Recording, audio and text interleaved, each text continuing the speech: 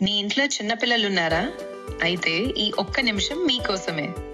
మీ పిల్లలకు ఎప్పుడు ఏ టీకా వేయించాలో క్లియర్‌గా తెలుసుకోండి.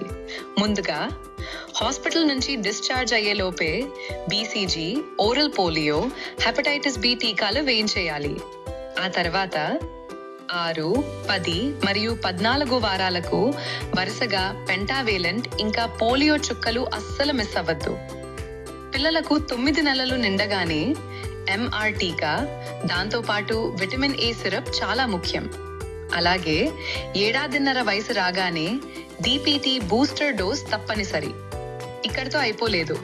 పిల్లలు స్కూల్కి వెళ్లే వయసు అంటే 5 ఏళ్లు, మళ్ళీ 10, 16 ఏళ్లప్పుడు కూడా టీడీ టీకాలు ఉంటాయి.